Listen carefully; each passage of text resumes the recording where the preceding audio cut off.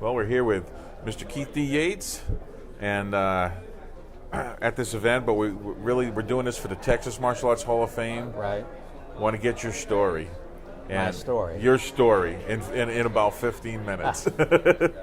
What made you start martial arts? How did you get involved in this? I started martial arts back in 1965. Okay. I was 13, 14 years old.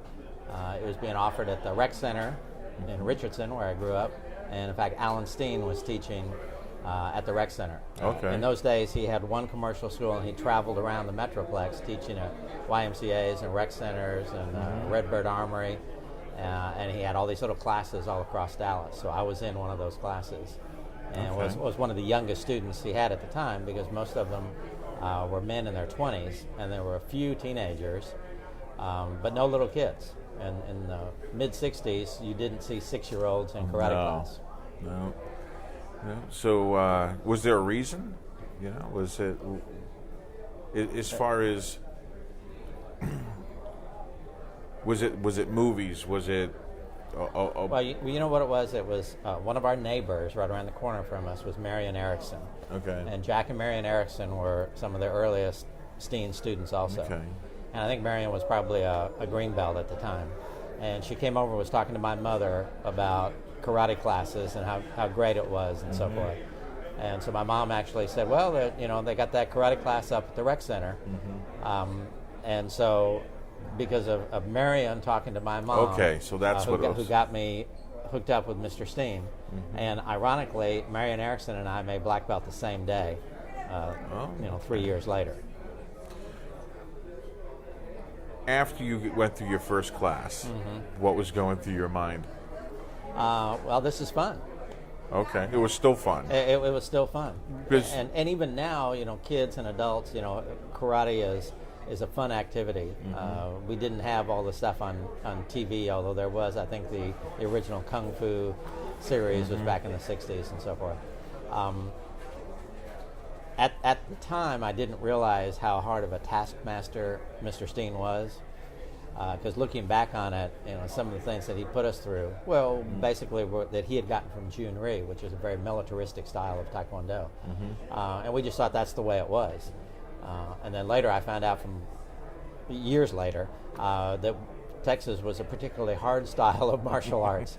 But that's just what I grew up with, and I accepted it at the time because we didn't know anything else. What was it like? Now, you were younger than most of the students that, were lucky enough to find a good school, especially under who you found it under. When did you, from the point you start to when you started competing, how long? Because you were young. Did they have competitions for younger kids? Well, this is the really interesting thing. In talking about Marion Erickson, she was a woman and I was a junior. And in the very earliest tournaments, like my first tournaments as a green belt, they didn't have separate divisions for kids or for women. You'd go to a big tournament like the U.S. Championships, and there may only be 10 women there, and 10 or 12 kids under 17, and that was considered a junior in those days. And so they lumped them all together. So it was all the kids, all the women. So you might have a female white belt sparring a female black belt because there was only a handful of women there. Interestingly enough, sometimes the brown belt beat the black belt. And then later on, as I got to be a brown belt, there were enough kids and enough women, so they started separating the divisions out. Now, when you started competing, did they just do fighting then, or did they add the forms and the? They didn't have kata in the very first few tournaments that I was in, at least in the mid '60s. So kata came in probably, I guess, in the later '60s, and I started excelling in kata, and so was winning as a brown belt and then into the black belt ranks. Okay. Now, did you always have Steen as a mentor, or did you find other mentors along the way? Well, the Skipper Mullins taught the advanced classes at the Texas Karate Institute. So once I became a brown belt, we started to go over to the South Oak Cliff School on the south side of Dallas, and I was from Richardson, the north side of Dallas.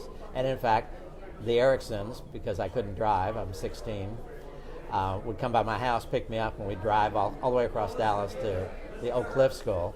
and there Skipper Mullins would be teaching the advanced classes. So Skipper Mullins and Fred Wren and Jerry Wiseman, some of the... That must have been an interesting transition from Mr. Steen to Mr. Mullins. So you went from a teacher that could fold you in half with that sidekick to a man where you couldn't see his foot move. That is literally true.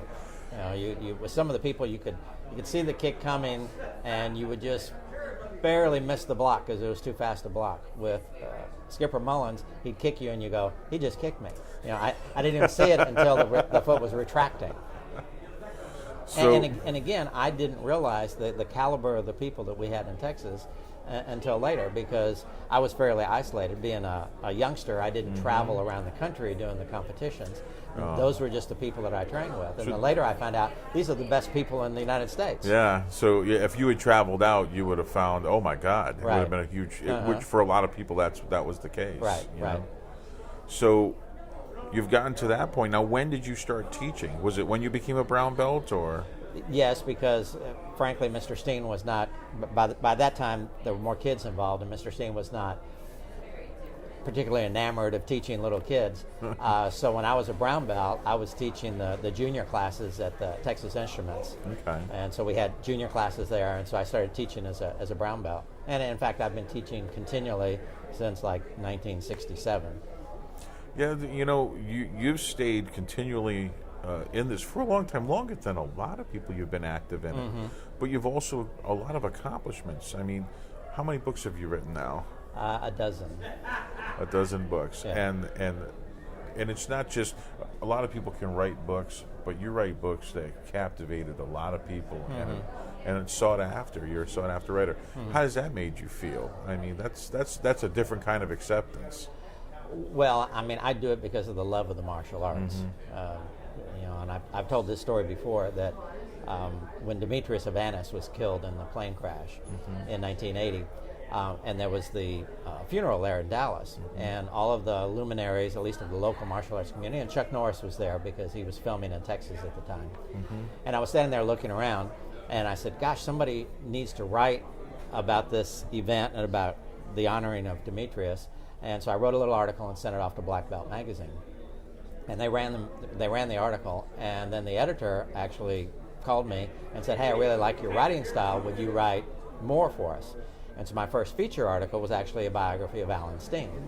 Okay. So because of my desire to honor Greek, I started writing, and then started just developing and doing magazine articles and interviews, and then that turned into books and so forth.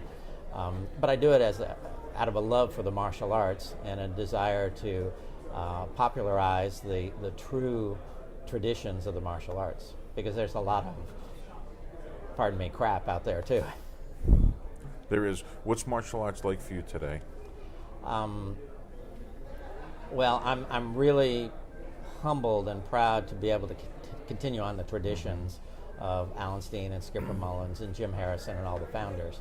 I'm now the chairman of the High Dan Board of the American Karate Black Belt Association, which was the organization that Mr. Steen originally started in 1964. Next year, in fact in 2014, we'll have our 50th anniversary, so it's going to be a big blowout. I would imagine so. That's huge. That's huge.